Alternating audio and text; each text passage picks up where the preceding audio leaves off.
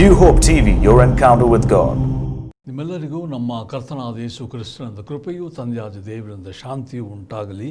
ನಮ್ಮ ಧ್ಯಾನಕ್ಕಾಗಿ ಸಂತ ಪೌಲನು ತೀತನಿಗೆ ಬರೆದ ಪತ್ರಿಕೆ 1ನೇ ಅಧ್ಯಾಯ 5-6 ವಚನಗಳನ್ನು ಓದುತ್ತೇನೆ.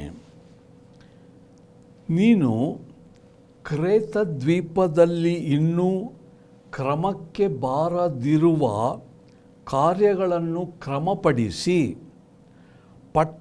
ಪಟ್ಟಣಗಳಲ್ಲೂ ಸಭೆಯ ಹಿರಿಯರನ್ನು ನೇಮಿಸಬೇಕೆಂದು ನಾನು ನಿನಗೆ ಅಪ್ಪಣೆ ಕೊಟ್ಟು ನಿನ್ನನ್ನು ಅಲ್ಲೇ ಬಿಟ್ಟು ಬಂದೆನಲ್ಲ. ಸಭೆಯ ಹಿರಿಯನು ನಿಂದಾರಹಿತನು, ಏಕಪತ್ನಿಯುಳ್ಳವನು ಆಗಿರಬೇಕು. ಅವನ ಮಕ್ಕಳು ಕರ್ತನನ್ನು ನಂಬಿದವರಾಗಬೇಕು. ಅವರು ದುರ್ಮಾರ್ಗರೆನಿಸಿಕೊಂಡವರಾಗಲಿ, ಅಧಿಕಾರಕ್ಕೆ ಒಳಗಾಗದವರಾಗಲಿ ಆಗಿರಬಾರದು ಎಂಬುದೇ. ಮುಖಂಡರ, ಹಿರಿಯರ ಅಥವಾ ನಾಯಕರ ಗುಣಲಕ್ಷಣಗಳು. The qualifications of an elder or a leader in the church. ಓದಿದ ವಾಕ್ಯಗಳನ್ನು ಧ್ಯಾನ ಮಾಡೋದಕ್ಕೆ ಮುನ್ನ ತೀತನ ವ್ಯಕ್ತಿತ್ವದ ಬಗ್ಗೆ ಸ್ವಲ್ಪ ಗಮನಿಸುವ. Before we look at verses 5 and 6, let us look at or observe the personality of Titus, the recipient of this letter from St. Paul. ಗಲಾತ್ಯ 2:3 ತೀತನು ಗ್ರೀಕನು, ಗ್ರೀಸ್ ದೇಶಕ್ಕೆ ಸಂಬಂಧಪಟ್ಟ ನಿವಾಸಿ. ಆತನೊಬ್ಬ ಯಹೂದ್ಯನಲ್ಲ. ಆದ್ದರಿಂದ ತೀತನು ಅನ್ಯ ಜನಾಂಗದವನಾಗಿದ್ದ. According to Galatians 2:3, Titus was from Greece. Therefore, he was a Greek. Consequently, he was not a Jew, but a Gentile.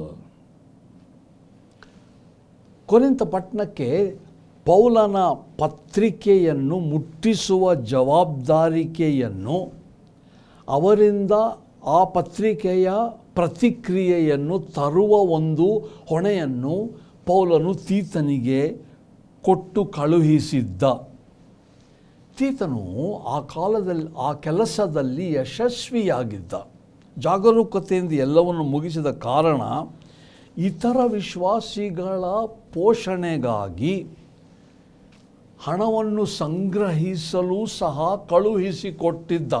ಇದನ್ನು ಕೊರಿಂಥದವರಿಗೆ ಬರೆದ 2ನೇ ಪತ್ರಿಕೆ 8ನೇ ಅಧ್ಯಾಯದಲ್ಲಿ ಓದ್ತೇವೆ. Paul also sent Titus to Corinth to deliver his letter or his epistles to the church there, and also obtain from there their response or their feedback, as it were. Since Titus was very successful, was faithful in the work that was assigned by Paul to him, Paul also sent Titus again to collect offerings for the believers and for the relief of the believers, about which we read in 2 Corinthians chapter 8. ಅಂದರೆ ಏನರ್ಥ? ತೀತನು ಒಬ್ಬ ಯಥಾರ್ಥವಾದ, ವಿಶೇಷವಾಗಿ ಹಣಕಾಸಿನ ಪ್ರಾಮಾಣಿಕತೆಯುಳ್ಳಂಥ ಒಬ್ಬ ಸೇವಕನು ಆಗಿದ್ದ. ಮತ್ತು ಈ ಕಾರಣದಿಂದ ಯಥಾರ್ಥತೆ, ಪ್ರಾಮಾಣಿಕತೆಯಿಂದ ಪೌಲನಿಗೊಬ್ಬ ಸಮಾಧಾನ, ನೆಮ್ಮದಿ ತರುವಂಥ ಸಹಪಾಠಿ ಸಹ ಆಗಿದ್ದ. Titus being a very faithful worker, he was a hard worker, he was a man of integrity, particularly in reference to finance. As a result of this, Titus was very close to Paul. He was a comfort, a companion who always could be trusted with and depended upon. ಪೌಲನಿಗೆ ಸೇವೆಯಲ್ಲಿ ಸಹಭಾಗಿಯಾಗಿ ಮತ್ತು ಜೊತೆಗಾರನಾದ ತೀತನು ಶ್ರಮ ಪಡುವ ಕಾರ್ಯ ಮಾತ್ರ ಮಾಡದೆ ಹಣಕಾಸಿನ ಬಗ್ಗೆಯೂ ಅದರ ವ್ಯವಹಾರದಲ್ಲಿಯೂ ಪ್ರಾಮಾಣಿಕನಾಗಿದ್ದ. We have already said that Titus was not only a fellow worker, a partner in the ministry with Paul, but he was a steward, faithful steward in respect of money, which is very important. ಇವೆರಡೂ ಸಹ ಅಂದರೆ ಕಷ್ಟಕರವಾದ ಕೆಲಸ ಮಾಡುವಂಥವನು, ಶ್ರಮಜೀವಿ ಮತ್ತು ಹಣಕಾಸಿನಲ್ಲಿ ಪ್ರಾಮಾಣಿಕತೆ, ಇವೆರಡು ಗೌರವಾನ್ವಿತ ಗುಣಲಕ್ಷಣಗಳಲ್ಲವೇ ತೀತನದು. ಪೌಲನ ಪತ್ರಿಕೆಗಳನ್ನು ಓದುವಾಗ ತೀತನ ಗುಣಲಕ್ಷಣ ಎದ್ದು ಕಾಣುತ್ತದೆ. ನಮಗೇನು ಹೇಳ್ತದಿದು? ನಾವು ಸಾಧಾರಣ ಕ್ರೈಸ್ತ ವಿಶ್ವಾಸಿಗಳಾಗಿರ್ಬೋದು, ಅಥವಾ ಒಂದು ವೇಳೆ ದೇವರ ಸೇವೆ ಮಾಡುತ್ತಿರುವವರಾಗಿರಬಹುದು.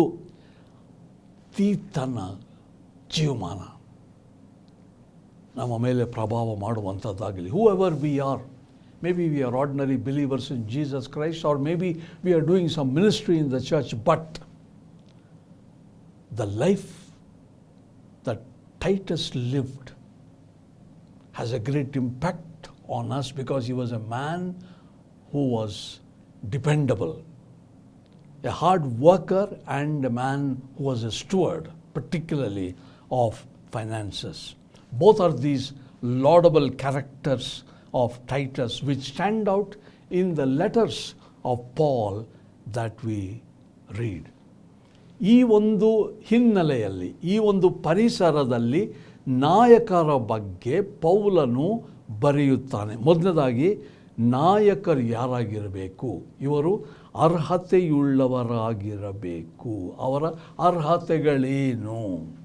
In the context of who Titus is, and in the background, Paul is writing as to who should be the elders and what should be their qualifications. ಮೊದಲನೇದಾಗಿ 6ನೇ ವಚನ, ಸಭೆಯ ಹಿರಿಯನು ನಿಂದಾರಹಿತನು.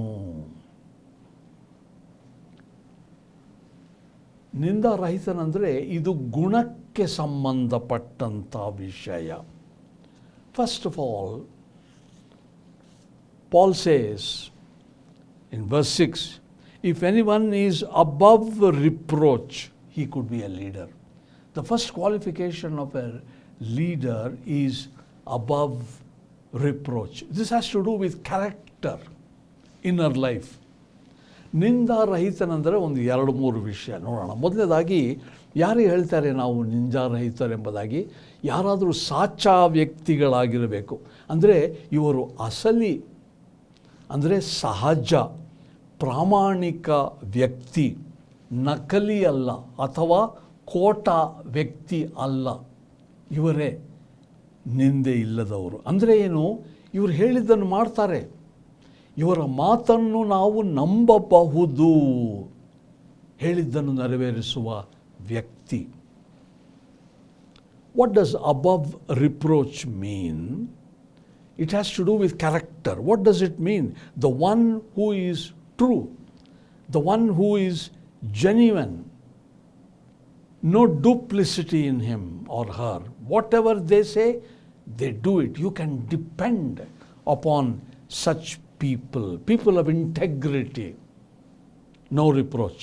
ಎರಡನೇದಾಗಿ ಸಾಚ ಅಂದರೆ ಅಪ್ಪಟ. ಅಪ್ಪಟ ಅಂದರೆ ಕಲಬೆರಿಕೆ ಉಳ್ಳ ಜೀವನವಲ್ಲ, ಬೆರಕೆ ಇಲ್ಲದ ಜೀವನ ಅಥವಾ ನಿಷ್ಕಳಂಕವಾದ. ನಾವು ಅಪ್ಪಟ ಎಂಬುದಾಗಿ ಹೇಳಿದೆ, ಅಪ್ಪಟ ಹಾಲು ಎಂಬುದಾಗಿ ಹೇಳ್ತೇವಲ್ಲ, ಅಂದರೆ ಅದರಲ್ಲಿ ಯಾವ ಮಿಶ್ರ ಇಲ್ಲ. ಹಾಲಿನಲ್ಲಿ ನೀರು ಹಾಕದೇ ಇರುವುದಕ್ಕೆ ಅಪ್ಪಟ ಹಾಲೆಂಬುದಾಗಿ ಹೇಳ್ತೇವೆ. above reproach, is a person who is genuine, a person of integrity. And secondly, this person is blameless, or this person is pure without any mixture. We say unadulterated milk, which means milk which has no water. Unadulterated. ಮೂರನೇದೇನೆಂದರೆ ಇಂಥ ವ್ಯಕ್ತಿಯಲ್ಲಿ ಸುಕ್ಕು ಅಥವಾ ಸುರುಕು ಇಲ್ಲದಂಥ ವ್ಯಕ್ತಿ, ಅಂದರೆ ಯಾವ ಮಡಿಕೆ ಇಲ್ಲ, ಮಡಚಿ ಅದು ಅಸಹ್ಯವಾಗಿರುವಂಥದ್ದು ಅಲ್ಲ, ಯಾವುದು ಛಿದ್ರವಾಗಿಲ್ಲ ಅವರ ಗುಣಲಕ್ಷಣದಲ್ಲಿ, ಕೊರತೆ ಇಲ್ಲದ ವ್ಯಕ್ತಿ ಎಂಬುದಾಗಿ. Above reproach means, we said so many things. Finally, he is such a person who is clean, neat, a person without wrinkles, a person without any blemish. Paul is saying, Titus, look for such people and appoint them as elders. ಪೌಲನು ತೀತನಿಗೆ ಹೇಳುವುದೇನೆಂದರೆ, ತೀತನೇ, ಇಂಥ ವ್ಯಕ್ತಿಗಳನ್ನು ನೀನು ಹುಡುಕಿ ಅವರಿಗೆ ಉತ್ತೇಜನ ಮಾಡಿ ಅವರನ್ನು ನಾಯಕರನ್ನಾಗಿ, ಅವರನ್ನು ಹಿರಿಯರನ್ನಾಗಿ ಸಭೆಯಲ್ಲಿ ನೀನು ನೇಮಿಸು ಎಂಬುದಾಗಿ ಹೇಳ್ತಾ ಇದ್ದಾನೆ. ನಮ್ಮೆಲ್ಲರಿಗೂ ಹಿರಿಯರಾಗಿರಬೇಕು, ನಾವೆಲ್ಲರೂ ಸಭೆಯಲ್ಲಿ ನಾಯಕರಾಗಿರಬೇಕು, ನಮಗೆ ನಾಯಕತ್ವ ಬೇಕು ಎಂಬುದಾಗುವ ಆಶೆ ಇದೆ, ಸಹಜ, ಇದರಲ್ಲಿ ಏನು ತಪ್ಪಿಲ್ಲ, ಒಳ್ಳೆಯದೇ. ಆದರೆ ನಾವು ನಿರೀಕ್ಷಿಸುವ ಸ್ಥಾನಕ್ಕೆ ಯೋಗ್ಯರಾಗಿದ್ದೇವಾ ಎಂಬುದಾಗಿ ಆಲೋಚನೆ ಮಾಡಬೇಕು. ನಾವು ಅರ್ಹರ, ನಾವು ನಿರೀಕ್ಷಿಸುವ ಸ್ಥಾನಕ್ಕೆ. We all, as people in the church, desire to be elders. We all want to be leaders. It's a good ambition. There's nothing wrong in it. But we should examine ourselves. Do I deserve the position for which I am aspiring for? Do I fit in to the place of honor that I am searching for?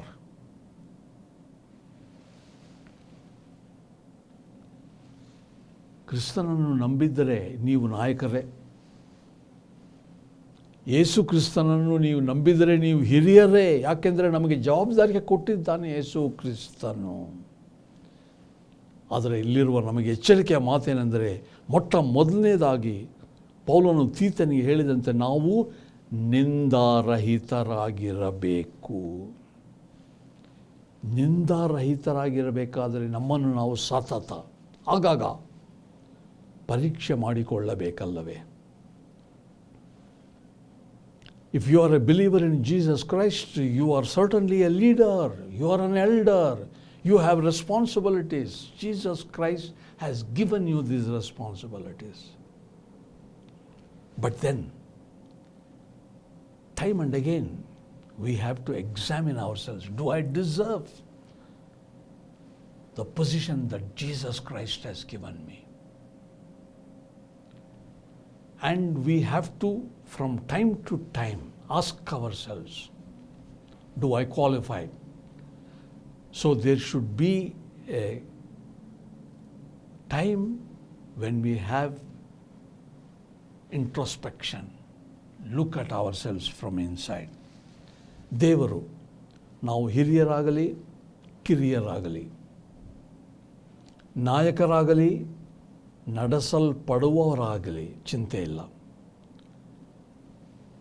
ನಾವು ನಿಂದಾರಹಿತರಾಗಿರುವಂತೆ ನಮ್ಮ ಗುಣ, ನಮ್ಮ ಲಕ್ಷಣ ಏನು, ನಮ್ಮ ಮಾತು, ನಮ್ಮ ನಡತೆ, ನಮ್ಮ ಭಕ್ತಿ ಏನಿದೆ ಎಂಬುದಾಗಿ ಪರೀಕ್ಷೆ ಮಾಡಿಕೊಂಡು ಅದರ ಪ್ರಕಾರ ನಡ್ಕೊಳ್ಳುವಂತೆ ಸಹಾಯ ಮಾಡಲಿ ದೇವರು. Whoever we are, we may be ordinary believers, we may be the one leaders, or we are the led people. We are part of a church or a congregation or a family. If you and I are in Christ, we are leaders. But we should constantly check whether we are having the faith and we deserve the position that God has given us. ದೇವರು ನಮ್ಮನ್ನು ಈ ಒಂದು ನಾಯಕತ್ವದ, ಈ ಒಂದು ಹಿರಿಯರ ಸ್ಥಾನದಲ್ಲಿ ಮುಂದುವರಿಸಲಿಕ್ಕೆ ಬೇಕಾದ ಶಕ್ತಿಯನ್ನು ಕೊಡುವಂತೆ ನಮ್ಮೆಲ್ಲರಿಗೆ ತನ್ನ ಕೃಪೆ ದಯಪಾಲಿಸಲಿ ಎಂದು ಪ್ರಾರ್ಥನೆ ಮಾಡೋಣ. ಪರಮ ತಂದೆಯೇ, ನಮ್ಮೆಲ್ಲರಿಗೂ ನಾವು ಹಿರಿಯರಾಗಿರಬೇಕು, ನಾವು ನಾಯಕರಾಗಬೇಕೆಂಬ ಆಕಾಂಕ್ಷೆ ಉಂಟು. ಆದರೆ ಈ ಆಕಾಂಕ್ಷೆಯಲ್ಲಿಯೇ ನಾವು ಉಳಿಯದೆ ಆಕಾಂಕ್ಷೆಯ ಜವಾಬ್ದಾರಿಕೆಗಳೇನೆಂಬುದನ್ನು ಪರಿಪೂರ್ಣ ಮಾಡುವ ಸ್ಥಾನಕ್ಕೆ ನಮ್ಮನ್ನು ನಡೆಸು ಸ್ವಾಮಿ. ನಾವು ಅರ್ಹರಾಗುವಂತೆ ಕೃಪೆ ಕೊಡು. ತಗ್ಗಿದ ಸ್ವಭಾವ, ನಿನ್ನ ಮೇಲೆ ಆತುಕೊಳ್ಳುವ ಒಂದು ಕೃಪೆಯನ್ನು ನಮಗೆ ದಯಪಾಲಿಸಿ, ನಿನ್ನಿಂದ ನಡೆಸಲ್ಪಟ್ಟ ನಾಯಕರು ಹಿರಿಯರಾಗುವಂತೆ ನಮ್ಮೆಲ್ಲರನ್ನು ಪರಿಗಣಿಸಬೇಕೆಂದು ನಮ್ಮ ರಕ್ಷಕನಾದ ಯೇಸು ಕ್ರಿಸ್ತನ ಹೆಸರಿನಲ್ಲಿ ನಿನ್ನನ್ನು ಅತಿ ವಿನಯದಿಂದ ಬೇಡಿಕೊಳ್ಳುತ್ತೇವೆ ತಂದೆಯೇ. ಆಮೆನ್.